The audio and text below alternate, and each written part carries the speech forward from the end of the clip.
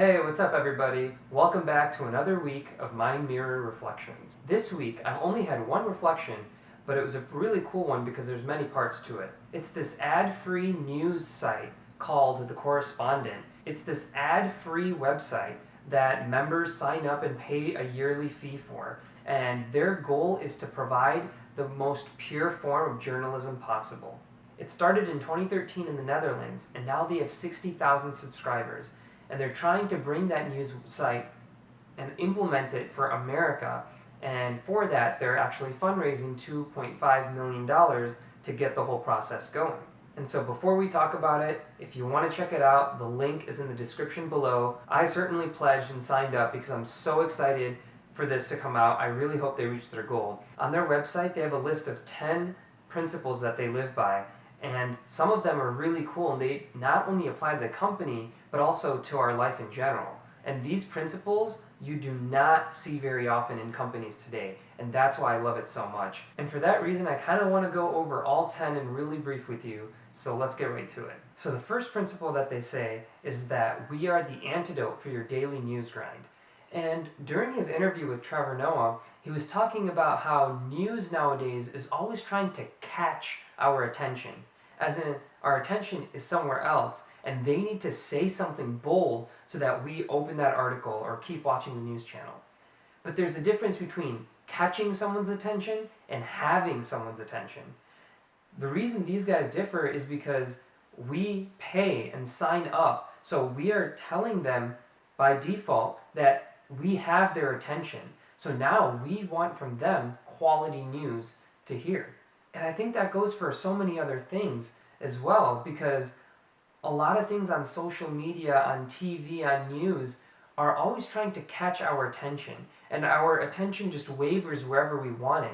And that's really dangerous because we don't even realize where our mind can go, where our mind ends up. And this can be a slippery slope because we don't know where our mind's going to end up. Our mind at the end of the day is going to end up taking in so much garbage and nonsense and trash that it's going to start to have an impact on our lives. And their second principle is that they are ad-free. They do not take ad dollars of any kind. Now, this is really cool for them as a media company, but you can't really generalize it to life, so we're going to move on to the next one. Their third principle is that they fight stereotypes, prejudice, and fear-mongering. And I think this goes along with how media is today. It's so simple to make the headlines. You just have to insult someone or say something or do something that's outrageous. And it constantly circulates in the media. And the correspondent is trying to stop that cycle of fear, that cycle of shock. They don't want to keep propelling the same stories over and over and over so that we're not getting anything out of it. What's the point of reading about someone saying something stupid every single day? Our outlook towards that person is probably not going to change no matter how many times we hear about it in the news.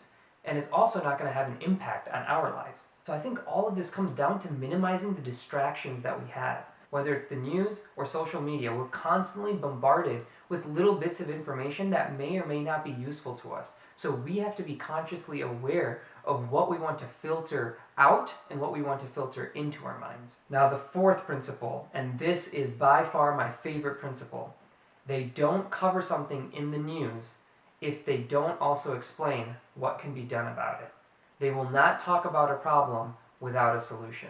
And I think that's so amazing. I mean, the news sometimes gets so depressing that you just feel, oh, this is a bad world that we live in. Oh, like humanity is disappearing. And at the end of the day, you kind of feel depressed about the world that we live in. We feel powerless. We feel like nothing can change. We don't feel that our efforts can create a change in the world. And so I think this is one of the most ideal aspects of what a news media company should be about. It should be about creating change about the problems that we face as a society. And I think we can all relate to that. I mean, there's a lot of things that we don't like, that we may whine about, or that we may say, oh, this is just not right. But how many times do we actually do something about it? I mean, I'm the first person to admit this. If something's not right, I might say it, but how many times do I do something about it? So if I'm not going to do something about it, then I shouldn't say it in the first place. The fifth principle is about collaboration. So the correspondent collaborates with its members. They consider their members knowledgeable people who have expertise in certain subjects. So it's a two-way street. News is usually just one way, from the companies to the consumers. But when we can provide feedback, I think that's so valuable to knowing the truth about the news and also getting different perspectives from people. But not just different, but mature perspectives from other people. And I think this is also really relatable to our lives in general, because a lot of times we may be teaching someone something, whether it's our peers, our coworkers, or maybe there's a power difference. Maybe we are a teacher teaching students, maybe we're a boss who's handling a team, managers, different things like that. And even though the people that you're teaching may not have as much knowledge or information as you, to still consider them as knowledgeable and having something valuable to contribute to the conversation is very important. Their sixth principle, they tell us where they're getting their source of news. For a news company, that's transparency. But I think in our life, we should also have transparency. We shouldn't say one thing and think another. We need to be looked right through, whether other people can do that or not. When our thoughts align with our speech, that align with our actions, I think that's being transparent, aka we're trying to get away from hypocrisy. The seventh principle is that they protect privacy. They don't share data about us, they don't collect data about us. And for a news company or any social media outlet, I think that's so important because we may not realize the effect that it's having on the population as a whole. But again, tying it back to life, do we protect other people's personal information? When someone tells us something and tells us not to tell anyone, do we truly not tell anyone? Are we gossiping about other people who we shouldn't be gossiping about? Or do we talk behind people's backs? I think that's something to think about, something to learn from the correspondent. All right, next principle, number 8. They want to be as inclusive as possible. This is obviously important for a news company to not have biased opinions, to not be supporting one group of people or discriminating against other groups of people. And I think that directly relates with our lives. Are we inclusive? Are we as open-minded as we should be? Are we quick to build up walls against ideas that are different from ours? Or are we open to accepting diverse thoughts, even if at first they might seem foreign to us or we may not agree with them? All right, number 9, they always put journalism over financial gain. And I think that's important for any company to do because money can always mask or make people forget about their original purpose, their why behind what they do. And I think not being money-minded all the time can go a huge way. And I think that's something to think about for our personal lives too. I think most of the things that we do are for money, and money is in the center. And that's not necessarily a bad thing, but it becomes a bad thing when money-mindedness becomes our mentality in everything that we do. We sacrifice the quality of our work because of that mindset. And the 10th, they believe in self-improvement. And I think this is what Mind Mirror is about, and this is what life is about.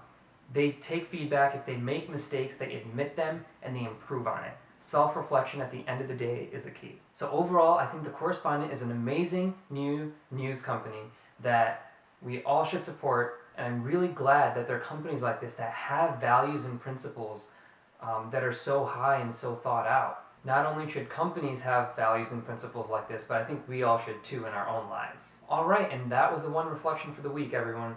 There's 2 quick things I want to mention. So TED is doing this 21-day series called The Big Idea, and it's about 21 days of ideas into action. They will send you an email every single day about a TED Talk that you can watch and bring positivity and improvement into your life. And what better time to do that than the end of the year when we're all reflecting a little bit more than we usually do. And so check it out, sign up for it. The link is in the description. And lastly, another reminder that the Mind Mirror PDF is going to be released on Christmas Day, so stay on the lookout. Peace.